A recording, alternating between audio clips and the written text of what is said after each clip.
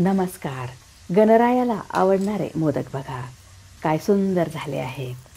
तळणीच्या मोदकाचे आवरण मऊ पडते, चिवट होते.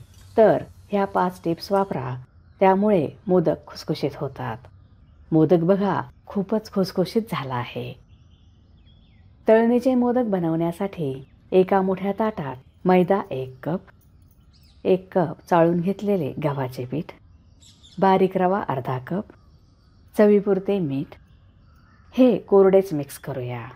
रवा घातल्यामुळे मोदकाची पारी खुसखुशीत होते. आपण हे मोदक पारंपरिक पद्धतीने करत आहोत. हे मिक्स झाले आहे. आता ह्यात 3 मोठे चमचे गरम तेल. गरम असल्यामुळे सुरुवातीला चमच्याने मिक्स करूया. आता हाताने अशा पद्धतीने चोळून तेल पिठाला लावूया, त्यामुळे मोदक खुसखुशीत होतात. ह्यात थोडे थोडे पाणी घालून पीठ घट्ट मळूया. हे पीठ भिजवण्यासाठी पाणी कमीच लागते. ह्यावर 1 छोटा चमचा तेल. तुम्ही चॅनलला सबस्क्राईब केले नसेल तर सबस्क्राईब करा, बेल आयकॉनवर क्लिक करा, त्यामुळे तुम्हाला नवीन रेसिपीजचे नोटिफिकेशन्स मिळतील. व्हिडिओ आवडल्यास लाईक करायला विसरू नका. रवा भिजण्यासाठी झाकण ठेवून अर्धा तास बाजूला ठेवूया. तोपर्यंत मोदकासाठी सारण बनवूया. त्यासाठी 2 नारळाचे असे पातळ काप करून घेतले आहेत व त्यांचा काळा भाग काढून टाकला आहे. हे मिक्सरच्या भांड्यात ओतूया. मिक्सर चालू बंद करून बारीक करून घेऊया. तुम्ही बघू शकता, काळा भाग काढल्यामुळे खोबरे पांढरे शुभ्र दिसत आहे. ह्या पद्धतीने नारळाचा चव तयार केला तर वेळ वाचतो व तुमचा हातही दुखणार नाही. कढईत 1 छोटा चमचा साजूक तूप गरम करूया. ह्यात 1 मोठा चमचा खसखस, काजू व बदामाचे स्लाईस हे पातळ कापून घेतले आहे. तांबूस रंगावर भाजून घेऊया. गॅसची फ्लेम लो आहे. लो फ्लेमवर सारण कडक होत नाही. खसखस व ड्रायफ्रूट्स भाजले आहेत. ह्यातच 1 कप बारीक चिरलेला गूळ. गूळ चिरूनच घालावा, त्यामुळे तो लवकर वितळतो. जे मोदक विकतात ते अगोदर गूळ वितळून घेतात, नंतर नारळाचा चव घालतात. त्यामुळे सारणात गुळाचे मोठे तुकडे राहत नाही व सारणही चवीला खमंग लागते. परतल्यामुळे सारण जास्त दिवस टिकते. गूळ वितळला आहे. ह्यात 2 कप ओल्या नारळाचा चव मिक्स करूया. गूळ अगोदरच वितळून घेणे फार महत्त्वाचे आहे. थोडेसे परतून घेऊया, त्यामुळे जास्तीचा ओलसरपणा निघून जातो. नाहीतर मोदक फुटतो व गुळाचे पाणी मोदकातून बाहेर येते. 5 मिनिटे झाली आहेत. सारणाचा ओलसरपणा कमी झाला आहे. जास्त परतले तर ते कडक होईल. थंड झाल्यावर हे अजून थोडेसे घट्ट होते. हे पातळ राहिले नाही व पूर्णपणे कोरडे झाले नाही. शेवटी अर्धा छोटा चमचा वेलची पावडर, चिमूटभर जायफळ किसून घालूया. मिक्स करूया.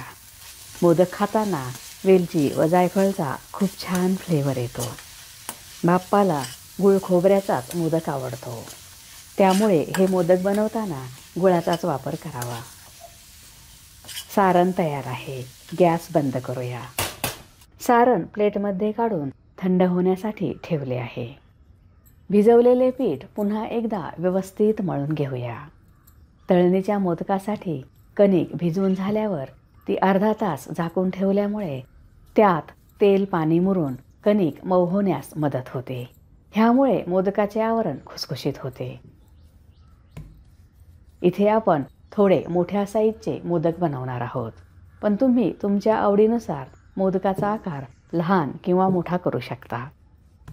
पिठाचे एकसमान 21 गोळे करून घेतले आहेत. आता 1 गोळा घेऊन त्याची पुरीसारखी पारी लाटूया. बाकीचे गोळे झाकून ठेवले आहेत, त्यामुळे ते कोरडे होणार नाहीत. पारी खूप पातळ किंवा जाड नसावी. लाटताना पोळपाटाला पीठ थोडेसुद्धा चिकटत नाही, कारण कडकडीत तेलाचे मोहन घातले आहे. पारीला शक्यतो पीठ लावून लाटू नये. आता सुंदर कळ्या पाडूया. 3 बोटांनी अशा पद्धतीने कळ्या पाडूया. कळ्या जवळजवळ केल्या तर मोदक खूपच सुंदर दिसतो. कळ्या करताना पीठ हाताला चिकटत असेल तर गव्हाचे कोरडे पीठ लावून कळ्या पाडाव्या. पीठ मौसूत मळल्यामुळे पारी तुटली नाही. सुंदर कळ्या केल्या आहेत. ह्यात सारणाचा गोळा, सर्व कळ्या एकत्र आणून वरच्या बाजूने मोदक बंद करूया. मोदक व्यवस्थित बंद केला तर तो तेलात घातल्यावर ओपन होत नाही, सारण बाहेर येत नाही. वरच्या बाजूला टोक करूया. हातावर ठेवून असा गोल आकार देऊया. आपण अगोदर कळ्या केल्या व नंतर त्यात सारणाचा गोळा ठेवला आहे, पण तुम्ही सुरुवातीला सारणाचा गोळा ठेवून कळ्या पाडू शकता. तुम्हाला जे सोपे वाटेल ते तुम्ही करा. पातळ पारीचा सुंदर मोदक तयार झाला आहे. कळ्या खूपच छान दिसत आहेत. अशा पद्धतीने सर्व मोदक करून घेऊया. कढईत तेल गरम केले आहे. त्यात मोदक हळूच सोडूया. गॅसची फ्लेम मिडियम आहे.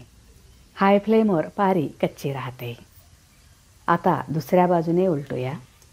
तेल व्यवस्थित गरम केले असेल तर मोदकाचे आवरण व्यवस्थित तळले जाते व मोदक चिवट होत नाही.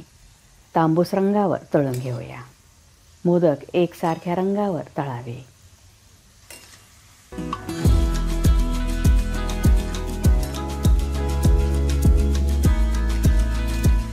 हे मोदक 8 ते 10 दिवस आरामात टिकतात.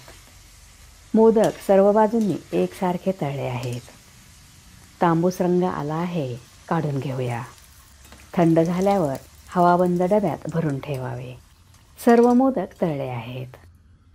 गणरायाला मोदक अर्पण करून महाराष्ट्रातील सर्वांच्या आरोग्य, सुख आणि समृद्धीसाठी बाप्पाला प्रार्थना करूया. तयार आहेत तळणीचे खुसखुशीत मोदक. तुम्हाला जर माझा व्हिडिओ आवडला असेल तर लाईक करा, शेअर करा, सबस्क्राईब करा. बघत रहा शांभवीज किचन. धन्यवाद.